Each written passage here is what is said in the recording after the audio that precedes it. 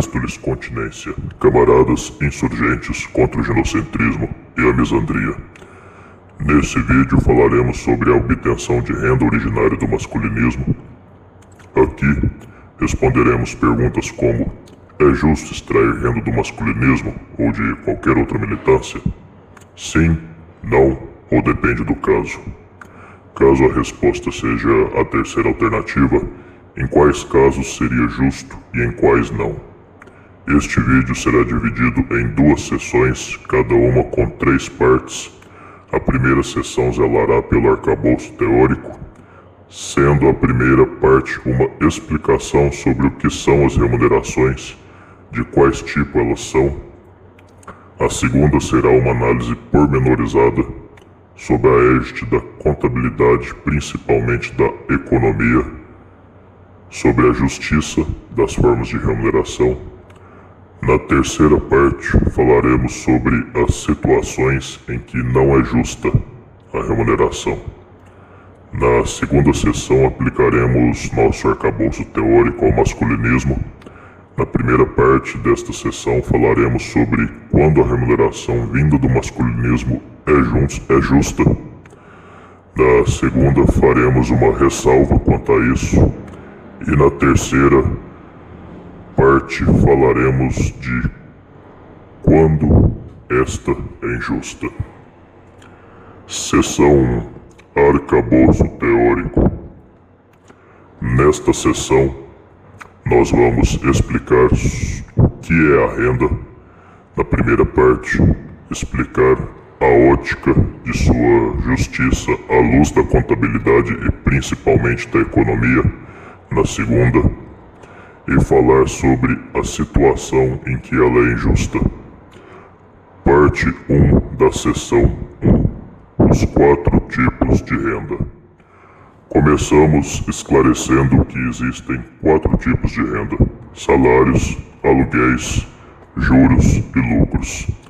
Salário é a remuneração que ocorre em troca de uma quantidade de trabalho fornecida. Se uma pessoa trabalha 200 horas por mês e ganha R$2.000 mensais, seu salário é de R$10 por hora de trabalho.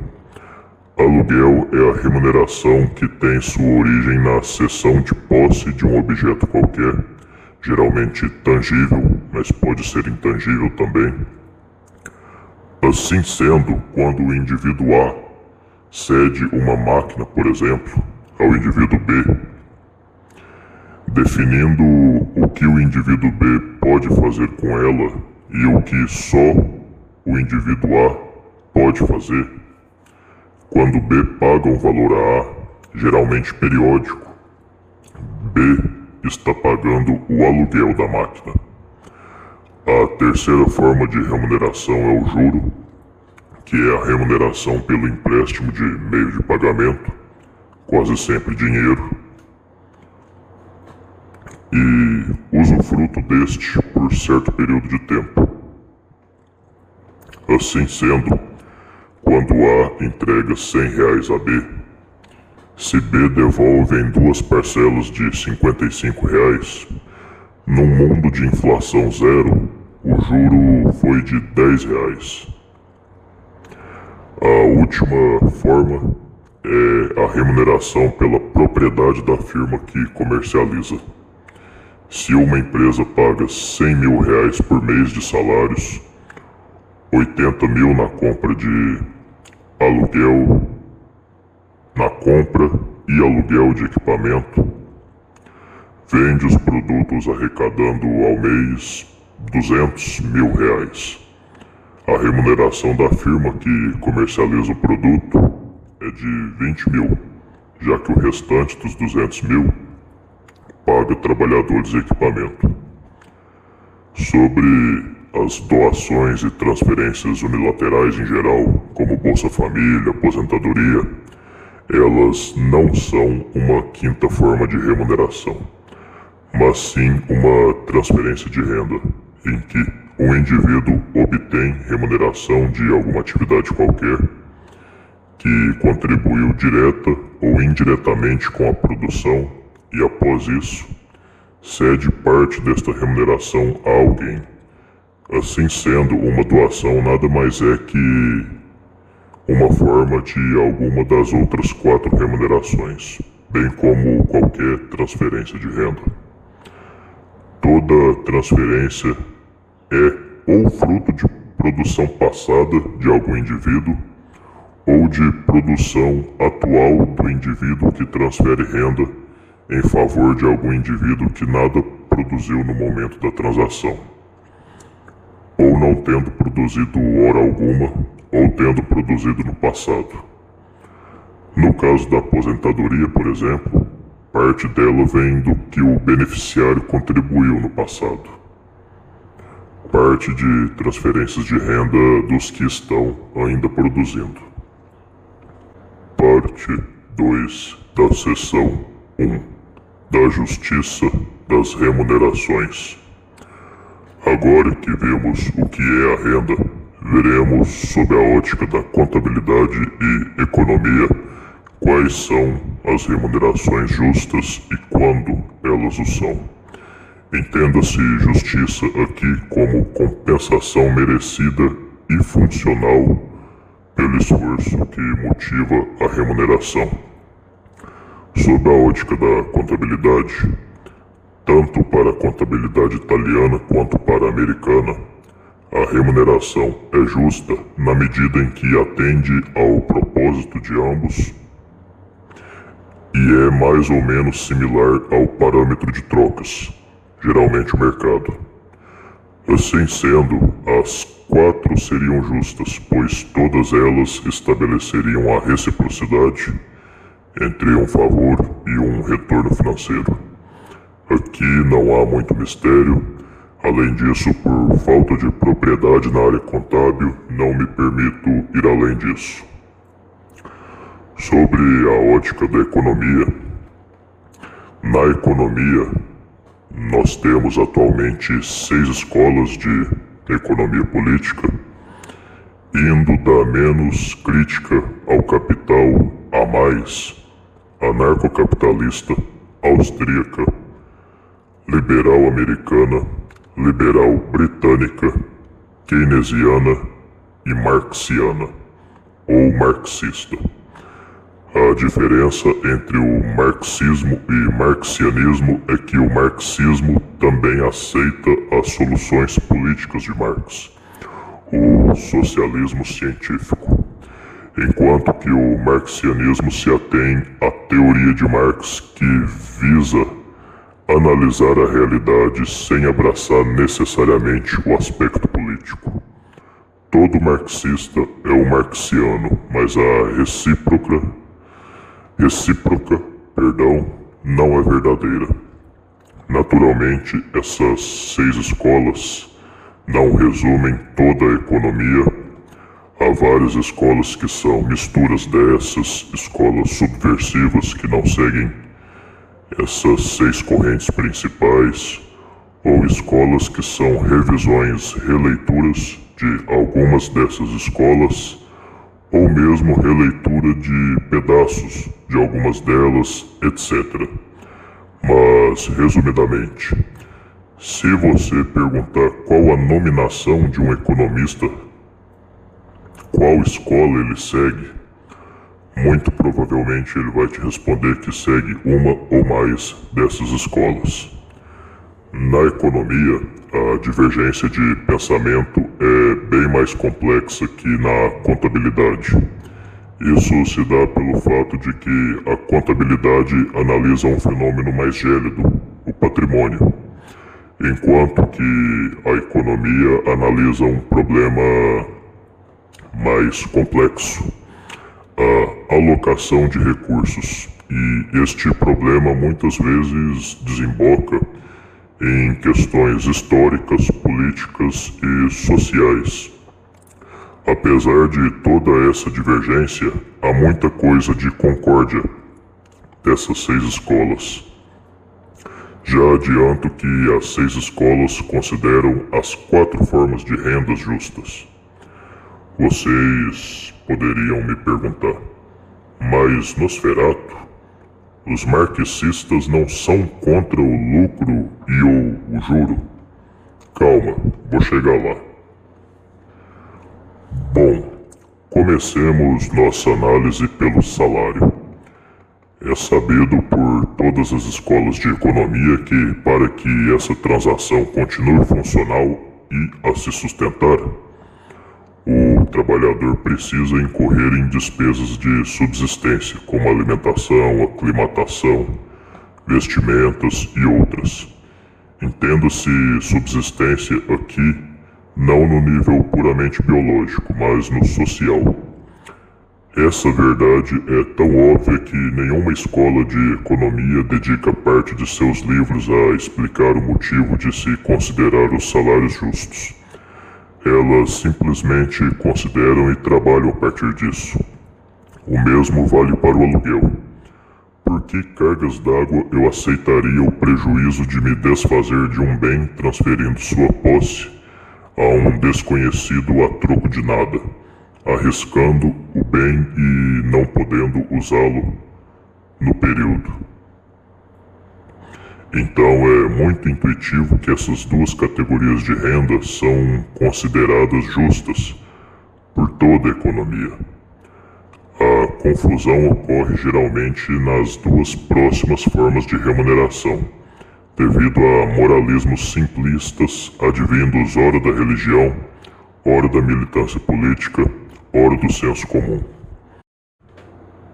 Historicamente, na Idade Média, os juros e os lucros foram condenados pela Igreja Católica Apostólica Romana. Os lucros foram condenados não no sentido de proibidos, mas condenados no sentido de serem encarados como fato natural, porém também como fonte de pecado. Dito de maneira mais simples, a Igreja falava: lucre, mas lucre só um pouco. Não tenha lucros exorbitantes. Não seja apegado aos bens materiais. Já quanto aos juros, a Igreja os condenava por completo, chamando-os de usura. A visão da Igreja sobre o lucro era muito parecida com a visão sobre o sexo.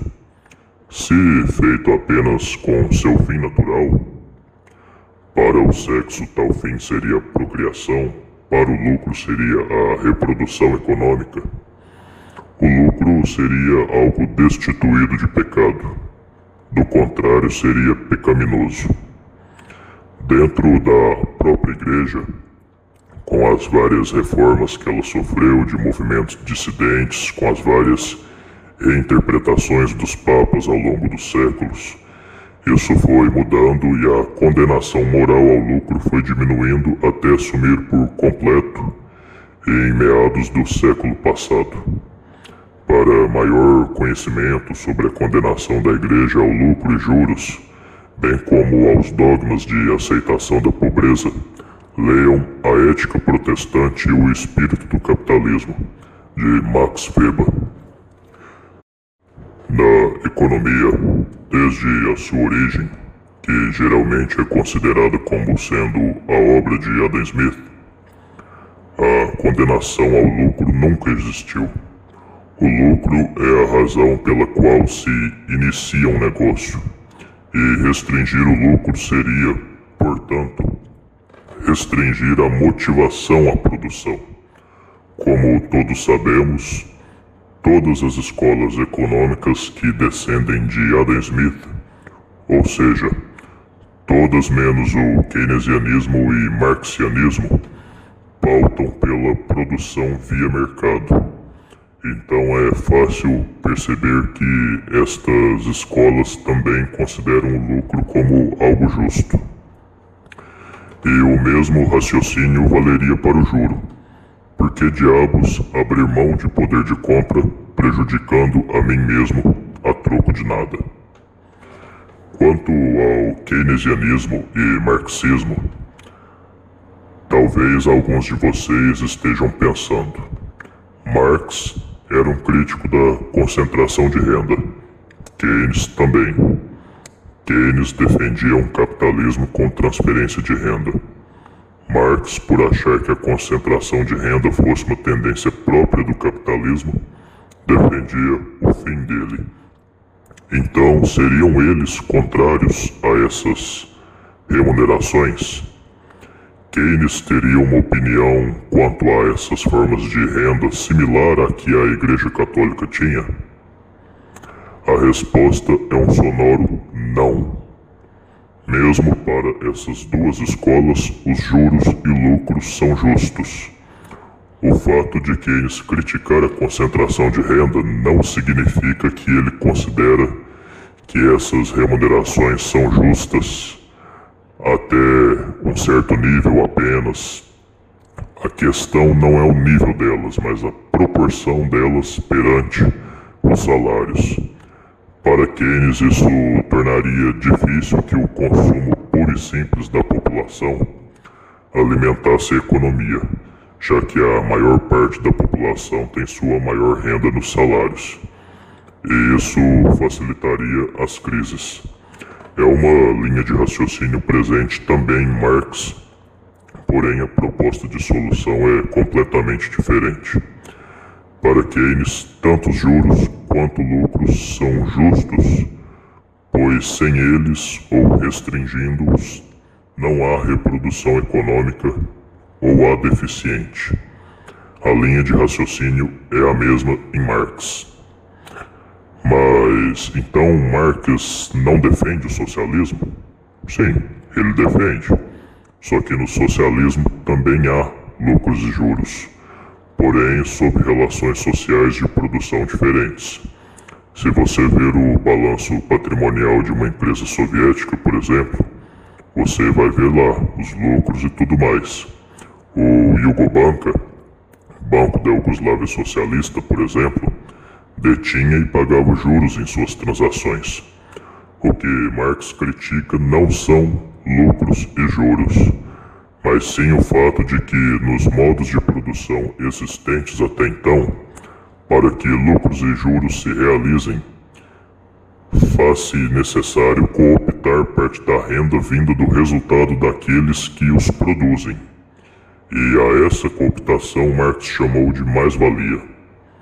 No socialismo, a mais-valia continua existindo, porém os trabalhadores detêm os meios de produção, então eles estariam extraindo deles mesmos. No comunismo, um novo modo de produção, após o socialismo, a mais-valia deixaria de existir. Mas se eu adentrar nesses temas, eu vou fugir completamente do assunto. Mas tenham em mente, para a escola marxiana, lucros e juros são sim justos. O que não é justo são os modos de produção que até hoje na história da humanidade os produziram.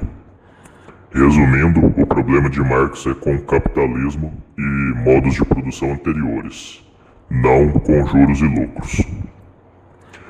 Então, amigos, resumindo, toda a contabilidade e economia concordam que as 4 formas de remuneração em si são justas, inclusive as escolas keynesiana e marxiana, que muitos, por uma questão de senso comum, julgam ser 2 escolas críticas dos lucros ou juros.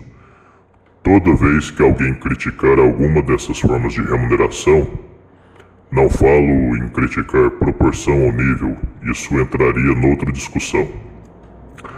Saibam que esta pessoa que critica qualquer uma das formas de renda per se é ignorante nesses assuntos. Todos aqueles indivíduos que criticam o lucro ou qualquer remuneração o fazem à revelia das ciências econômicas e contábeis. Não há problema nenhum em lucrar, alugar, emprestar ou trabalhar. Ressalvo que os economistas, de forma geral, incluindo os principais nomes das 6 escolas aqui citadas, não discutiram a justiça das remunerações explicitamente em algum livro ou capítulo. É algo que está implícito, entremeado em seus livros. Mas se vocês quiserem comprovar o que eu digo, Leiam Uma Investigação sobre a Natureza e as Causas da Riqueza das Nações, de Adam Smith, mais conhecido como A Riqueza das Nações. Lá vocês vão ter a visão smithiana e das 4 escolas de economia política que descendem do smithianismo: anarcocapitalismo, escola austríaca, liberalismo americano e liberalismo britânico. Caso não confiem na minha palavra para conferir se de fato não houve mudanças da visão dessas remunerações desde Smith até a formação destas 4 escolas, leiam Rothbard, Carl Menger, Friedman, Samuelson, Alfred Marshall, Jevons e Valha, que são os principais nomes das 4 escolas mencionadas.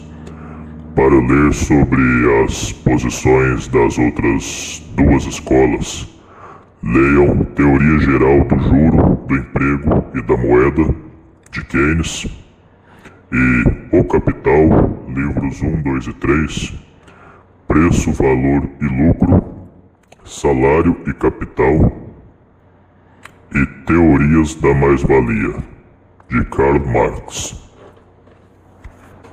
Parte 3 da seção 1. A trapaça e as mercadorias desúteis. Vimos na parte anterior que praticamente toda a contabilidade e economia chancelam as remunerações.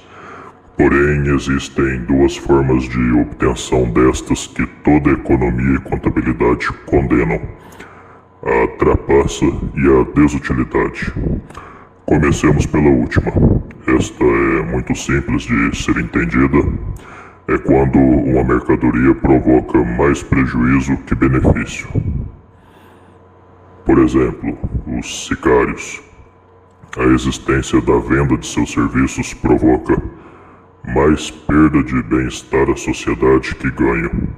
A remuneração vinda de mercadoria de utilidade negativa, chamada também de desútil ou mal, é, portanto, injusta, já que seria uma remuneração ao prejuízo, um ato social ou mesmo privado de masoquismo econômico. A única divergência entre as escolas é quais mercadorias são desúteis e como combatê-las. É de opinião unânime na economia que os males devem ser erradicados, a não ser que tal erradicação gere males ainda piores. O masculinismo, sendo uma atividade produtiva, deve, como qualquer outra, evitar a produção de males.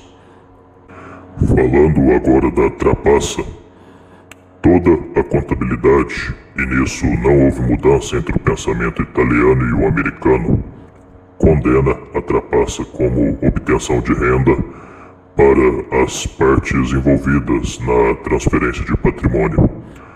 Na economia, igualmente, as 6 escolas condenam a trapaça, havendo apenas uma discordância nas políticas econômicas mais eficientes para combatê-la. Melhor dizendo, havendo uma discordância em quais seriam as políticas econômicas mais eficientes no combate da trapaça.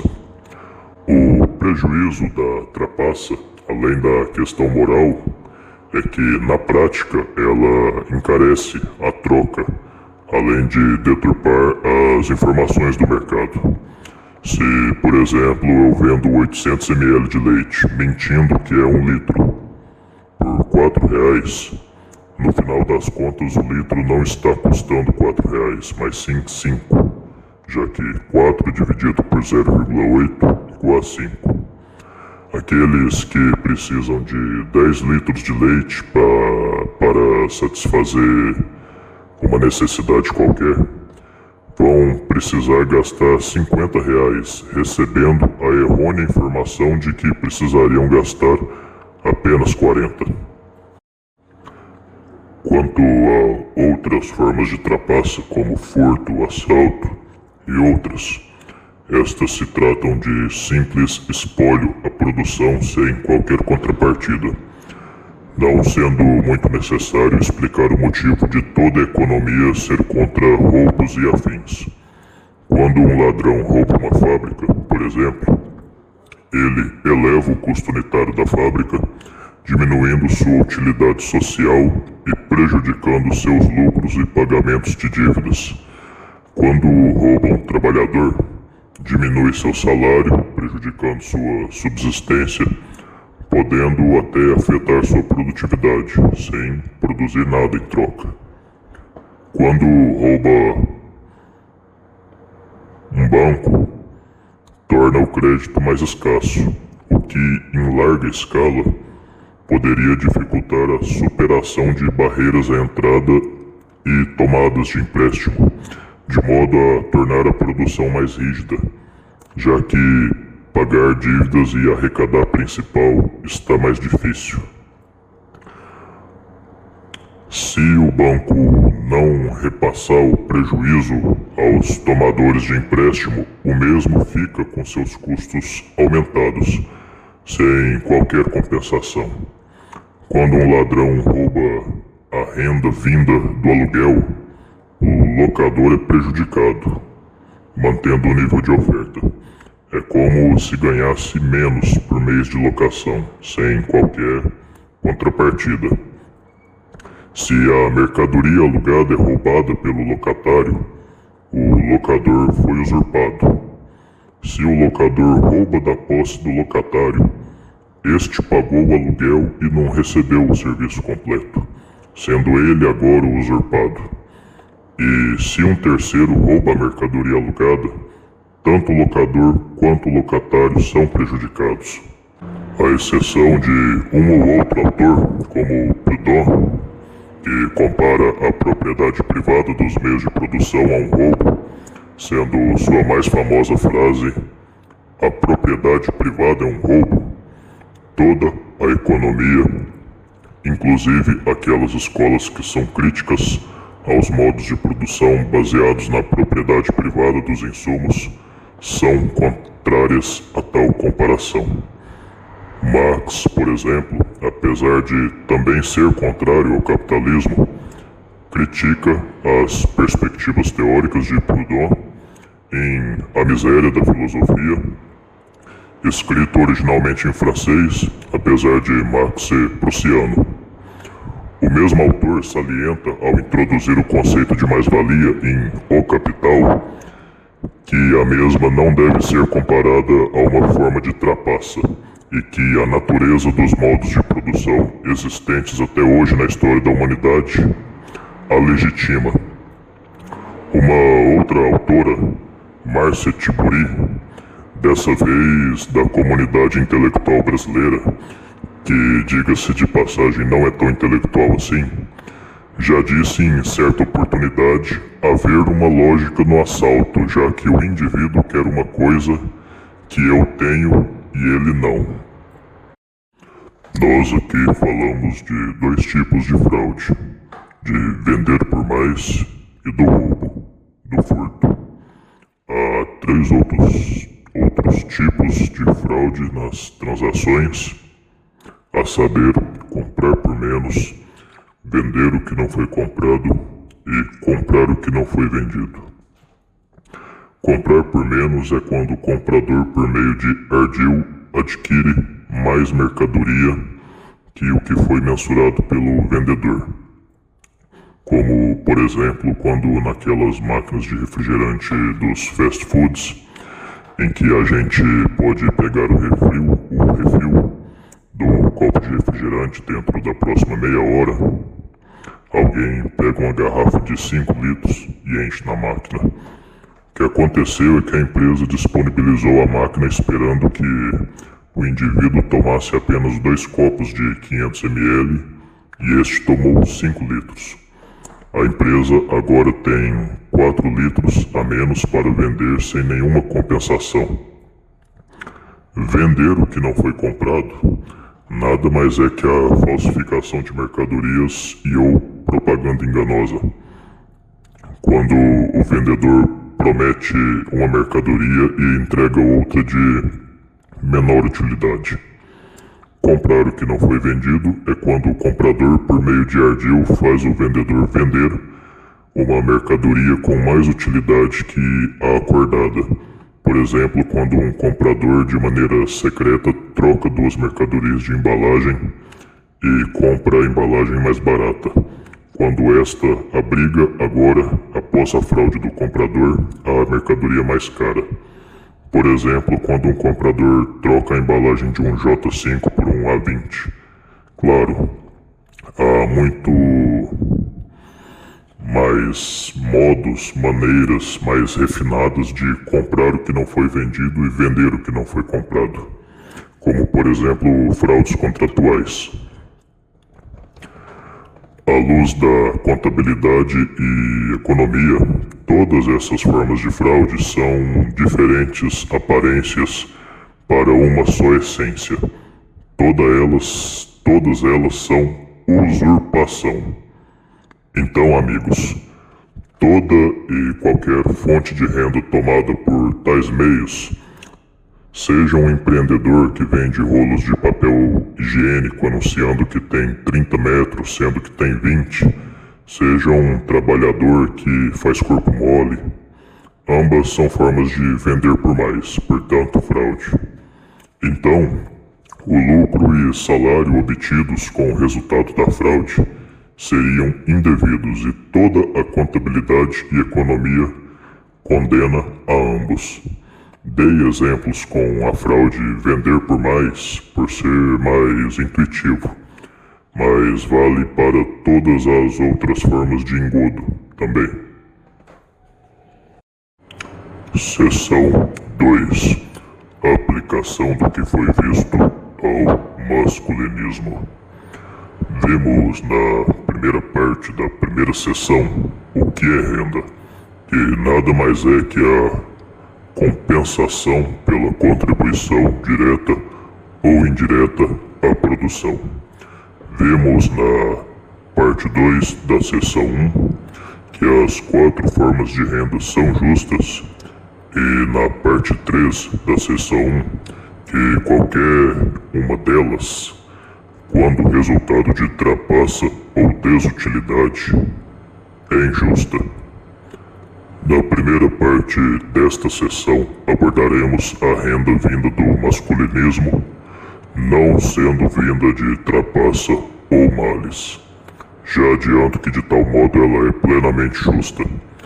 Na parte 2 da sessão 2, faremos uma ressalva quanto à eficiência das remunerações vindas do masculinismo e na parte 3 da sessão 2 falaremos das situações em que a remuneração vinda do masculinismo é claramente injusta, bem como falaremos da produção de males em tal âmbito. Parte 1 da seção 2. Quando a remuneração é justa. Produtores de conteúdo que monetizam seus vídeos, sejam eles masculinistas ou de outra ordem qualquer, o que eles estão fazendo é uma forma de arrendamento. O que é arrendamento? É quando alguém aluga um meio de produção para produzir e vender, repassando parte de seu lucro ao seu senhorio. O arrendamento é uma relação econômica herdada da servidão feudal. Sua recorrência é mais comum se dá no uso da terra. O que um youtuber faz é gerar lucro, permitindo anúncios em seu vídeo e repassar parte deste lucro ao YouTube. Em termos jurídicos, é o YouTube quem repassa parte de seu lucro ao produtor de conteúdo. Em termos produtivos, ocorre o inverso, pois o YouTube lucra com o trabalho dos produtores de conteúdo, com a visualização gerada por eles.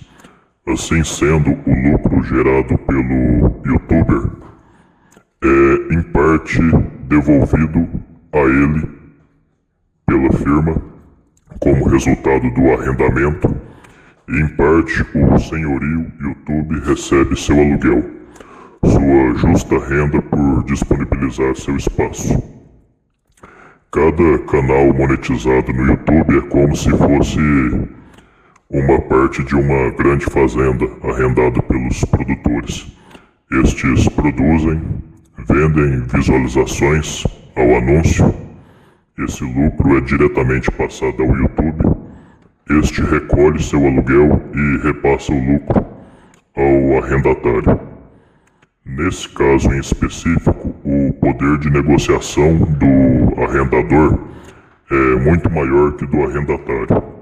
Porém, esta não é uma regra rígida da economia. Há casos em que o poder de negociação do arrendatário é muito maior.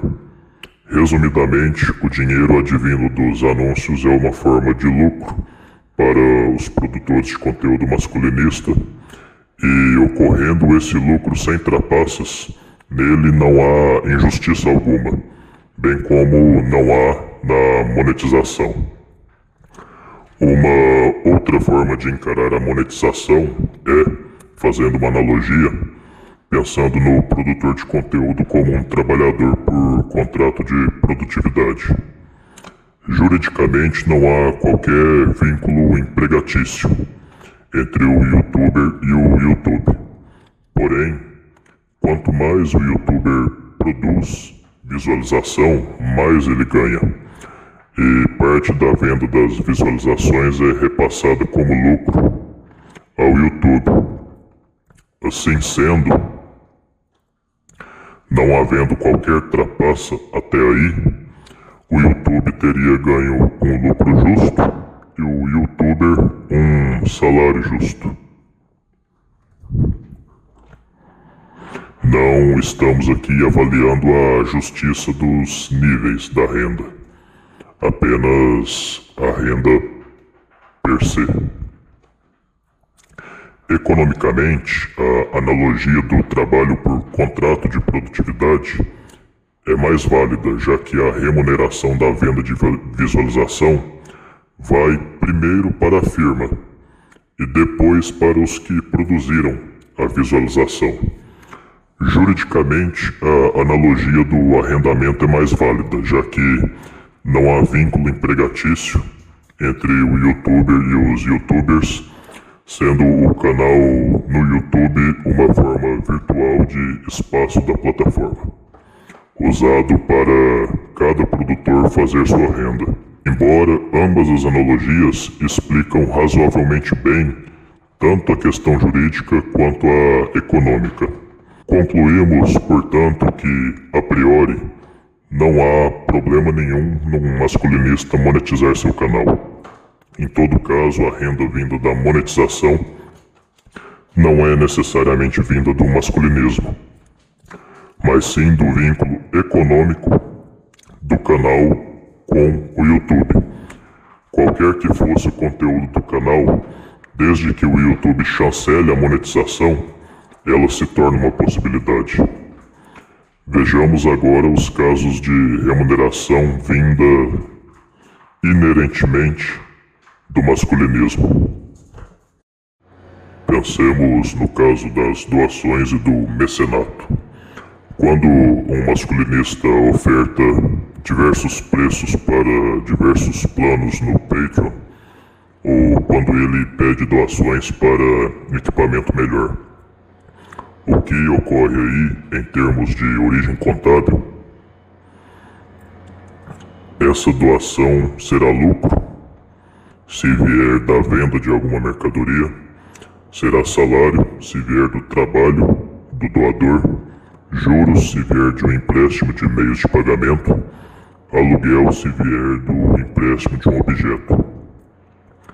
Do ponto de vista do destino, ela será um pagamento pelo trabalho do produtor de conteúdo, se este trabalho se der sob o contrato judicial ou extrajudicial do doador, através de alguma encomenda ou plano. Esta doação no seu destino vira ao mesmo tempo salário pelo trabalho efetuado e lucro pela senhoria da mercadoria vendida. O lucro seria o excesso aos custos de trabalho, no caso. Caso não haja encomenda, seria puramente lucro, pois viria da senhoria do produtor de conteúdo sobre seu canal, não de qualquer vínculo de ordem produtiva. E em todo caso, a priori, sem trapaças, não há problema com essas remunerações. Então, concluímos que não há problema com masculinistas pedindo doações, desde que honestamente. Pensemos em casos específicos de salários vindos de algum trabalho qualquer que ajude na causa masculina de qualquer forma. Exemplos disso seriam trabalhos em eventos masculinistas, obras por encomenda, revisor de textos de livros masculinistas, segurança de homens prejudicados pelo ginocentrismo e misandria, ou segurança de eventos, marketing de obras ou eventos masculinistas, cozinheiro do evento, enfim. Há uma enormidade de trabalhos que podem ser a origem da obrigação de salários. Se um indivíduo gastou seu metabolismo com o trabalho, é justo e necessário que ele disponha de meios para reabastecer suas energias. Isso não se resume a descanso e alimentos, mas sim a todo o conceito social de subsistência. Se o indivíduo perde lazer para trabalhar, é natural que seja justo que ele ganhar meios para, posteriormente, ter acesso ao lazer. Então, esse salário seria plenamente justo. Pensando nos juros, seriam juros com origem em atividades masculinistas os que vêm de empréstimos para homens acusados falsamente de estupro e ou agressão, pagar advogados, pensões ou advogados para causas relativas a pensões, empréstimo para um homem fugir de alguma injustiça vinda de alguma mulher, como perseguições, inclusive perseguições judiciais que ocorrem nos termos da lei, por pensões injustas ou falsas acusações, por exemplo. Aqui, mais uma vez, nota-se clara justiça nos juros, pois se o indivíduo abre mão de obtenção de utilidades num determinado prazo, nada mais justo que isso ser compensado, pois ele perdeu recursos e se o prestamista não receber juros, ele vai estar sendo puramente sugado, sendo tolhido de sua reprodução material. Sobre aluguéis, seriam exemplos destes: alugar casas para homens se afastarem do convívio de suas mulheres conflituosas, seja para eles não serem agredidos, seja para eles não se verem obrigados a se defender delas, o que poderia lhes gerar muitos problemas. Como o locador está abrindo mão do usufruto de algo que beneficia sua subsistência para que esta não seja prejudicada, é mister que haja uma renda compensatória, pois agora ele tem uma casa a menos. Nada mais justo que ter mais dinheiro para que com este pudesse comprar uma casa ou alugar, ou mesmo obter utilidade compensatória, comprando mais comida em troca da casa a menos, ou mais bilhetes de cinema, enfim, qualquer coisa. Outros exemplos de aluguel seriam arrendar um lote para um homem, por exemplo, que está tendo suas finanças prejudicadas por um divórcio. Há vários outros exemplos. Por fim, falemos do lucro.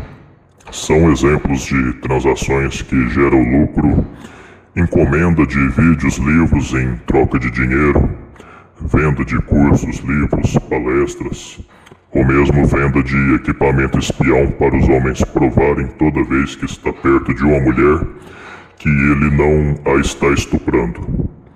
Bom, se um homem gasta seu metabolismo, perde a oportunidade de ganhar renda, deixando, por exemplo, de fazer horas extras para realizar alguma atividade masculinista, gasta energia planejando estas atividades, se ele incorre em custo de investimento para fornecer a utilidade, é justo ter uma compensação para isso. Do contrário, é uma relação em que um agente prejudica a reprodução material do outro para beneficiar a si. Nesses 4 tipos de relações, as que geram salário, juro, aluguel e lucro, se não houver reciprocidade, a parte beneficiada vai fazer exatamente o que elas fazem com os homens: colher benefícios sem nenhum retorno. Parte 2 da seção 2. Ressalva quanto à eficiência produtiva. Nesta parte do vídeo, vou usar muito o termo mercado. Esse termo na economia possui 2 sentidos. O primeiro é uma instituição em que ofertantes e demandantes individualmente interagem entre si por livre iniciativa, e destas interações reais ou potenciais é definido um parâmetro de troca: o preço. O primeiro significado é muito tratado na obra de Adam Smith e de muitos de seus descendentes intelectuais. Porém, há um descendente intelectual de Smith que criou um segundo sentido para o termo mercado e criou uma genial teoria a partir de tal sentido. Este é Alfred Marshall. No seu segundo sentido do termo mercado, este significa apenas um aparato, qualquer que seja, que gera um preço para troca de mercadorias e que pode ser descrito matematicamente. Neste segundo sentido do termo, a planificação econômica dos países socialistas também seria uma forma de mercado, porém seriam regidas pelo cálculo da entidade planificadora, não pela espontaneidade individual. O sentido do termo mercado que eu vou usar aqui é o segundo sentido. Portanto, tudo que eu vou falar aqui vale para todos os países do globo, tanto os capitalistas quanto os socialistas. Bom, continuando o nosso assunto.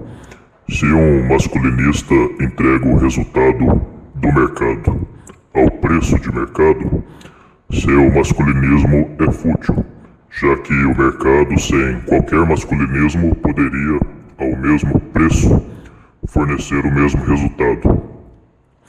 Tudo que o ofertante masculinista em questão fez, o mercado já faria, e ao mesmo preço. Então, para que seu masculinismo não seja fútil, o indivíduo tem 4 opções. Posteriormente, veremos uma quinta. As opções são: entregar o resultado de mercado a preço menor, entregar um resultado superior ao preço de mercado, se cobrar um preço maior, que a compensação de qualidade supere o excesso do preço. Repito, que supere, não que equivalha, pois se apenas equivaler, o custo-benefício é idêntico ao do mercado, não se fazendo necessário um masculinismo para alcançar esse nível de relação custo-benefício. E o análogo vale para o caso de preço menor. Dito de outra maneira, se um masculinista participa da produção de uma mercadoria masculinista, não interessando se recebe pelo trabalho, aluguel, empréstimo ou comércio da produção, se este cobra uma renda, seja ela salário, juro, aluguel ou lucro, se a qualidade da mercadoria é a média do mercado, então o preço deve ser menor. Se o preço é o de mercado, então a qualidade deve ser maior. Se o masculinista cobra uma diferença de X% em relação ao mercado, não importando se X é positivo ou negativo, então a diferença na qualidade deve ser maior que X%. Lembremos que entre dois números negativos é maior aquele de menor magnitude. Darei dois exemplos numéricos quanto ao último caso. Se um ofertante masculinista cobra 10% a mais que o mercado, então sua mercadoria deve ter uma qualidade que é maior que a do mercado em mais de 10%. Se a diferença de qualidade for apenas de 10%, o mercado sem masculinismo já oferece tal custo-benefício. Se for menor, está havendo ineficiência. Se um outro ofertante masculinista cobra 20% mais barato que o mercado, a mercadoria deste pode ter melhor custo-benefício mesmo sendo pior que a média do mercado, desde que sua mercadoria seja menos que 20% pior que a do mercado. Se for 20%, o custo-benefício é o mesmo. Se for mais, há novamente ineficiência. Por tudo que falamos aqui, fica óbvio que se um masculinista ofertar uma mercadoria mais qualificada que a média do mercado a um preço menor, então seu masculinismo é altamente útil. Eu, por exemplo, não sei o quão qualificados meus vídeos são, então não peço doações, pois assim tenho certeza de que meu masculinismo é útil. Esta é uma conduta que, enquanto eu não tiver uma grave necessidade de dinheiro, eu vou manter. Quanto à parte do trabalho contratado, como é algo que envolve deslocamento, adaptação ao cronograma alheio, gerando gasto de energia, eu cobraria um valor, porém abaixo do de mercado. Se desse para fazer o trabalho em casa, sem grande dispêndio de energia, sem ter que cumprir prazo de terceiros, faço questão de não cobrar qualquer salário. O mesmo vale para os lucros. Se não der para vender a mercadoria sem ter que adequar ao cronograma de terceiros, gastar com insumos ou metabolismo, ou me adaptar ao cliente em detrimento de mim, eu não abrirei mão do lucro. Não havendo qualquer um desses empecilhos, abro mão de qualquer lucro, como faço com meus vídeos. Não peço qualquer doação e não monetizarei meu canal, mesmo que tenha visualizações suficientes para tal. Apesar da minha conduta, como vocês puderam ver na parte anterior, não tenho qualquer condenação contra quem monetiza. Quanto ao aluguel, enquanto a mercadoria locada não fizer falta a mim, não vejo problema. Porém, devido ao risco e à perda de qualidade no balanço patrimonial, não abriria mão da renda, cobrando, porém, menos que o mercado. Quanto aos juros, como a segurança jurídica de um empréstimo entre duas pessoas, sem passar por uma instituição financeira, é baixíssima, não farei empréstimos. Porém, desde que não me prejudiquem, faço doações com prazer. Defendo a caridade como forma de aprimoramento comportamental e social, porém ela deve se dirigir a quem não nos ofende e não deve nos prejudicar. Voltando ao assunto do nosso vídeo. Para os casos das 4 remunerações que não envolvem transferência unilateral de renda, vimos que desde que o custo-benefício seja melhor que do mercado, não há problemas em obtê-las. Para o caso das doações, a questão no final das contas é exatamente a mesma. A doação que o indivíduo requer, seja explicitamente, seja implicitamente, exprime uma relação custo-benefício melhor que a do mercado? Se for melhor, não há problema algum com a doação. Se for equivalente, o masculinismo do indivíduo se torna fútil, já que o mercado por si só já fornece o resultado de qualidade similar. Se a relação custo-benefício da doação for pior que a do mercado, há aí não só masculinismo fútil, como uma ineficiência do beneficiário da doação. Esses canais masculinistas que pedem doações para comprar computadores absurdamente caros ou microfones dignos de estúdios possuem um conteúdo à altura? Não há problema nenhum em querer equipamentos de qualidade para o canal. O problema está quando pedir isso requer um volume de renda que não expressa o real valor do conteúdo do canal. Voltamos aqui à questão do custo-benefício. Mesmo que tais canais queiram doações para comprar ferramentas triviais, se o conteúdo do trabalho deles for trivial, a doação já não é merecida, pois há muito conteúdo bom cujo produtor não pede um centavo.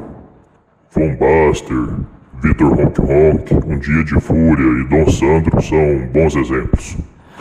Falando nisso, relembro vocês que o Von Baster voltou a postar na plataforma MGTOW TV,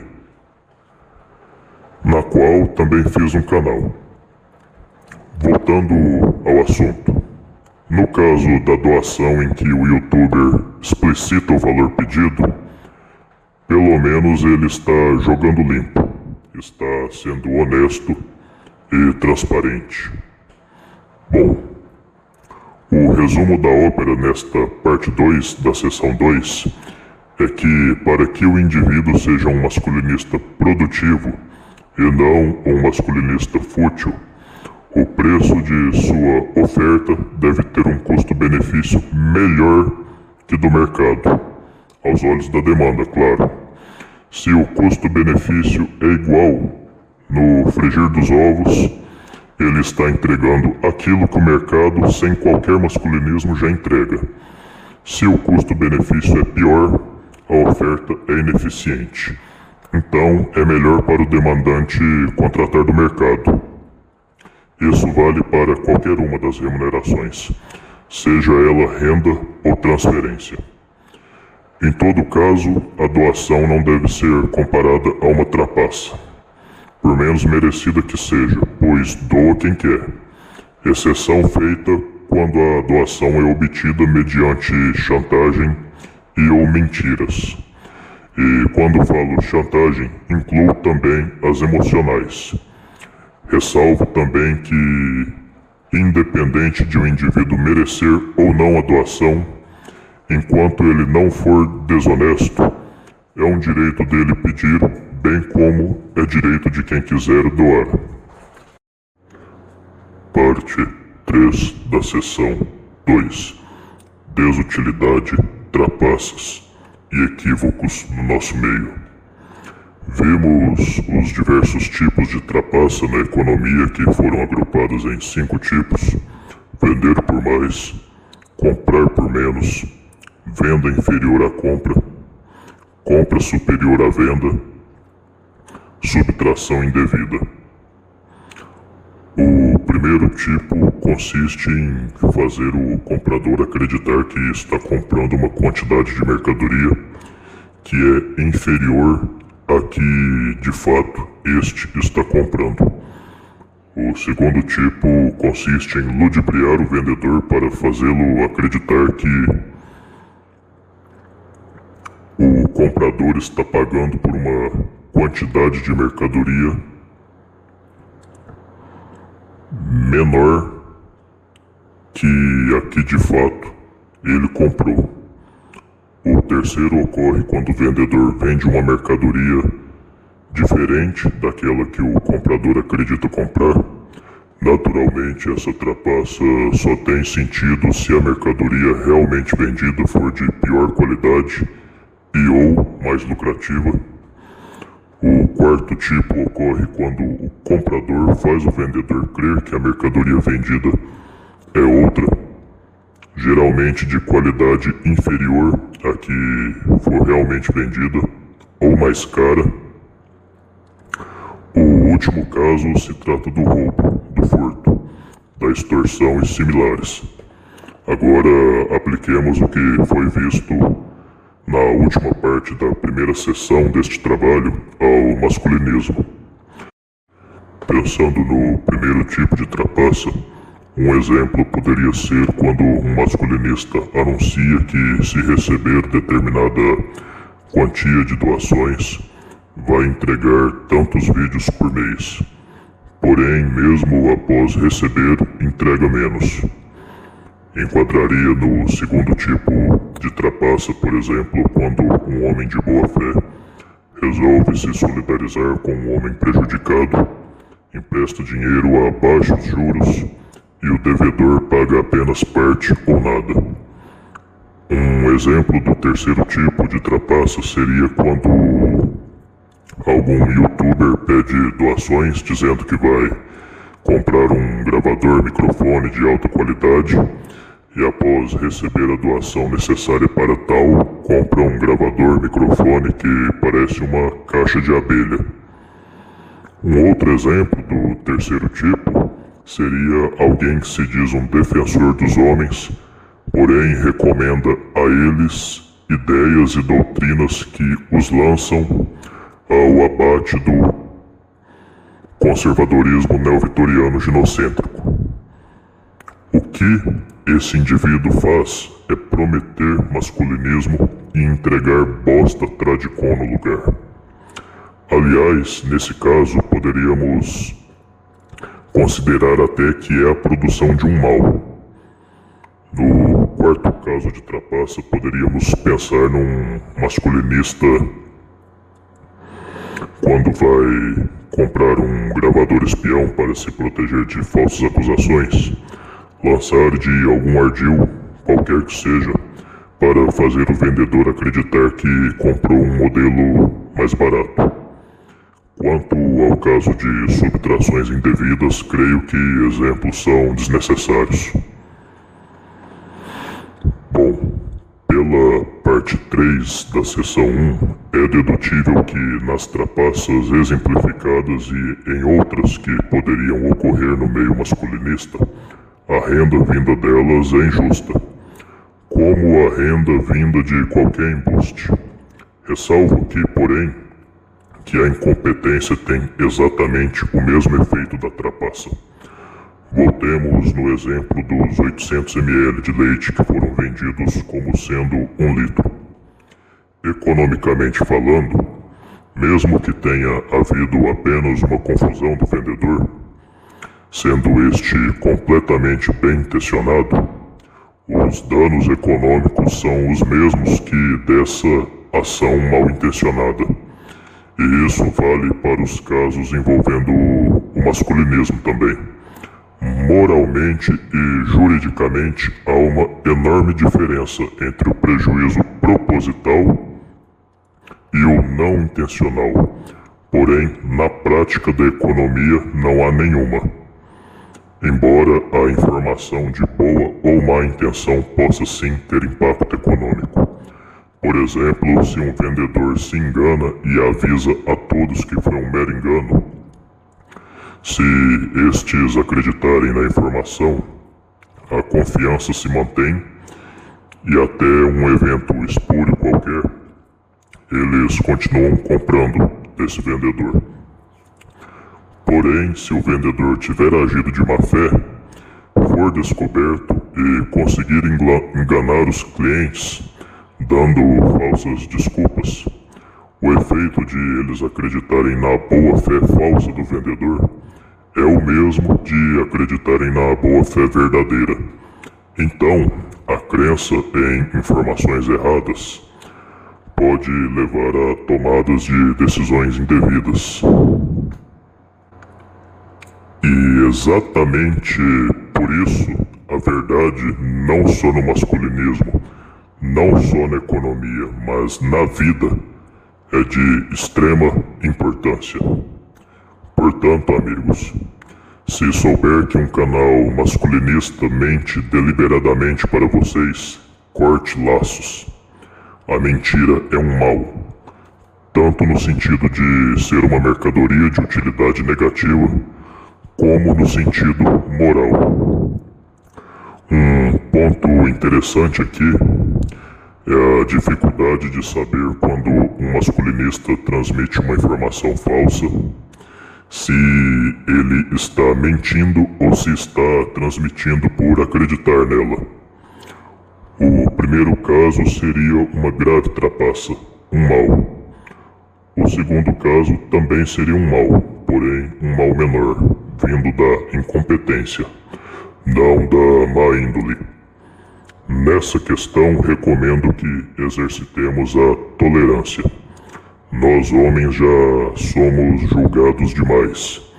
Se não sabemos se o indivíduo está passando por uma informação falsa por má fé ou ignorância, usemos o princípio jurídico in dubio pro reo, que basicamente diz que todos são inocentes até que se prove o contrário.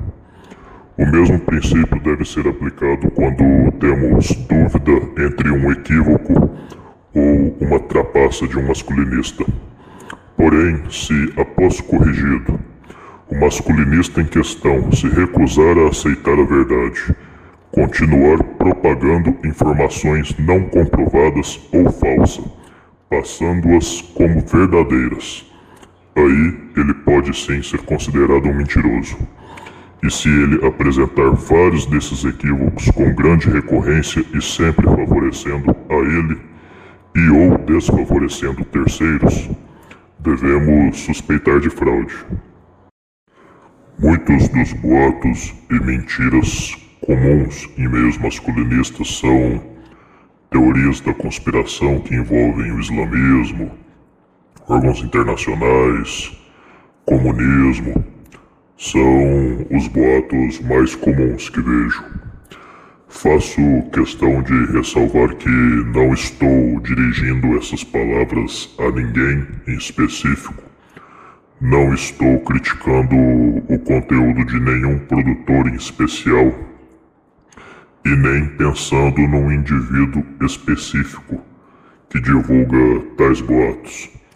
Aliás, pelo contrário, estou tratando rapidamente desses boatos porque estes são divulgados massivamente por muitos perfis na menosfera, seja em vídeos de produtores de conteúdo ou em comentários de produtores ou do público em geral.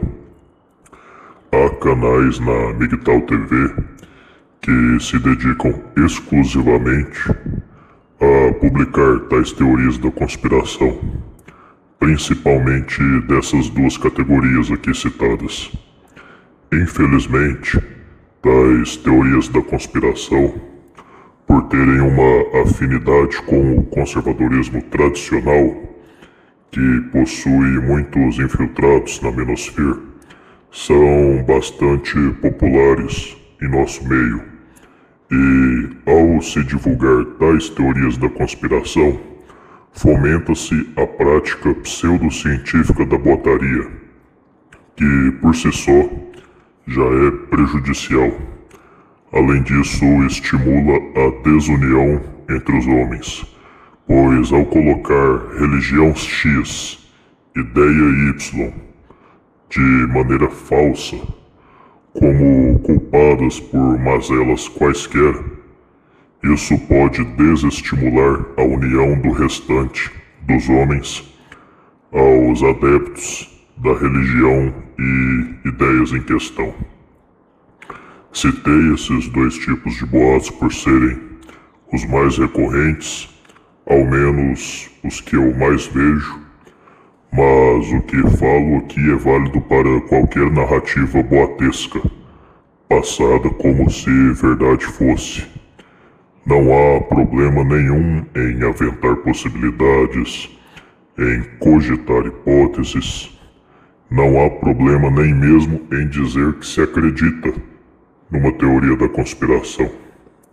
O problema está em passar hipóteses não comprovadas como se verdade fosse. E tal problema se torna mais grave quando se trata de teorias da conspiração que desunem os homens e caluniam parte deles, baseado em posicionamento político-econômico, etnia, religião, nacionalidade, etc. Fora que, uma observação importante aqui, fora que tais teorias da conspiração podem fazer parte, consciente ou inconscientemente, de uma agenda política, coisa que a sigla MGTOW não tem. Por definição, MGTOW não tem agenda política. É uma atitude individual. Eu posso usar a conduta MGTOW para sabotar o sistema, mas o MGTOW não se centraliza em torno de uma agenda. Ponto. E tais narrativas, tais boatos, fazem parte, ora conscientemente, ora inconscientemente, de agendas políticas. Vou comprovar a falsidade ou status de boato dessas teorias da conspiração em outras oportunidades, de maneira mais profunda e extensa. Por hora vou tratar disso só brevemente, mas continuando. Fato é que se um masculinista espalha boatos ou mentiras como se verdades fossem e ganha algo com isso, está havendo aqui um ganho indevido. Então, amigos, sempre peçam fontes, referências de qualquer narrativa, e isso, aliás, é para a vida toda de vocês, não apenas envolvendo os produtores de conteúdo da Menosphere. E para poder checar se as fontes são fidedignas ou não, use da deontologia jornalística e da lógica. Afinal de contas, não é o ato per se de citar fontes que torna o trabalho digno de crédito.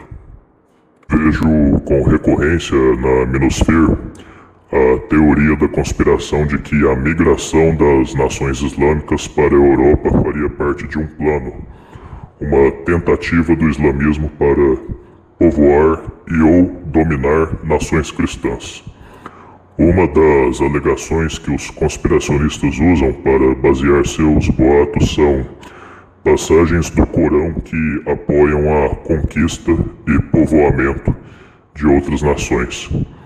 Porém, há passagens muito similares na Bíblia e em outros livros sagrados também, o que é normal. A época em que estes textos foram escritos é extremamente violenta. Se os muçulmanos querem povoar as nações cristãs, por que estão reduzindo drasticamente sua taxa de fertilidade? Matematicamente, isso seria altamente contraprodutivo na estratégia de povoamento das nações cristãs. Se eles querem dominar o mundo cristão, por que esperaram o mundo árabe implodir em guerras para migrar?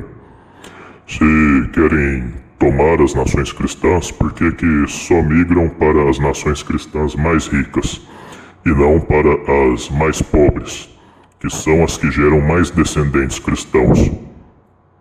Se eles querem povoar o mundo cristão, por que eles também migram para países islâmicos mais ricos, como o Catar, Emirados Árabes, Omã?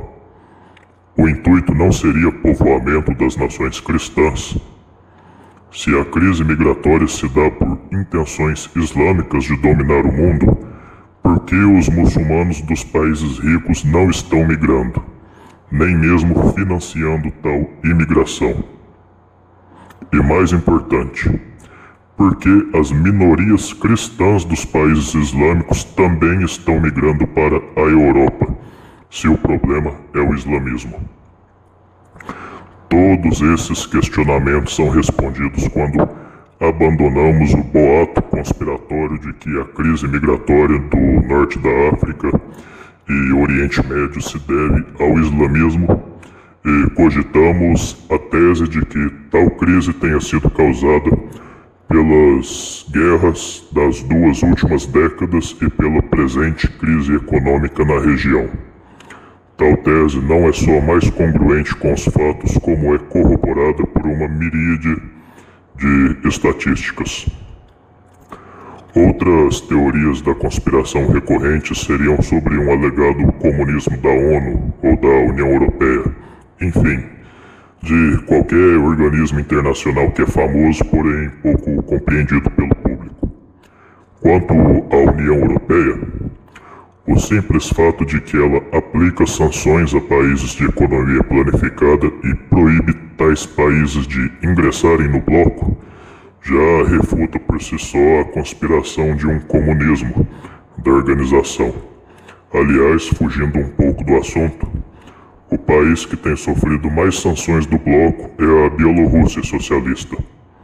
Quanto à ONU, a simples leitura da Agenda 2030 revela que a entidade é apegada à Identity Policy, visando não erradicar o capital, mas ao contrário, financiar o capital que tenha em sua liderança mulheres.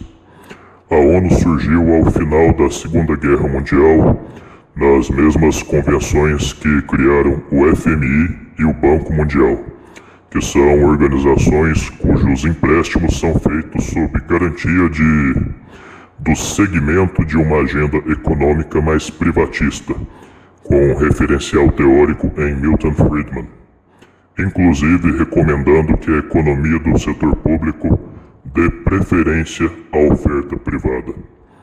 Tal política econômica dos órgãos associados à ONU não parecem muito marxistas.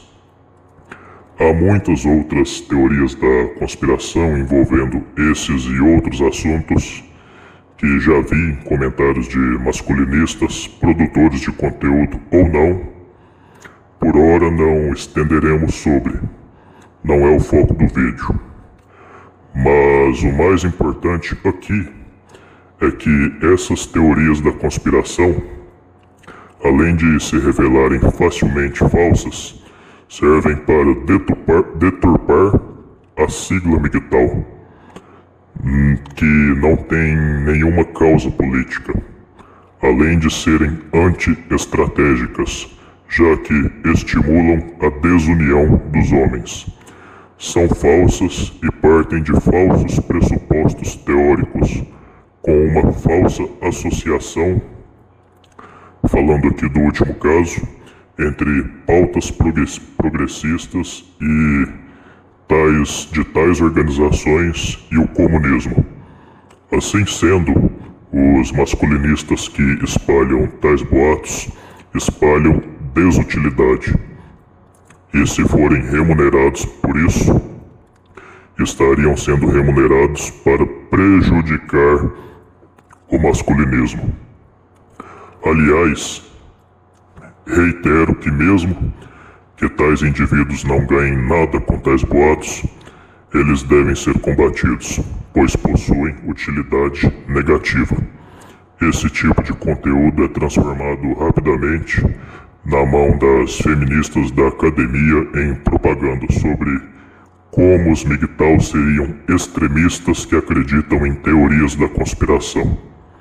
Nós homens temos que acolher qualquer visão de mundo que não seja ginocêntrica nem misândrica.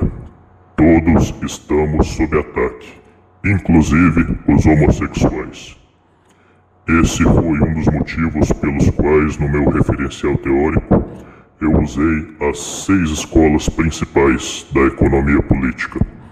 O outro foi porque porque eu queria dar uma visão da ciência econômica como um todo.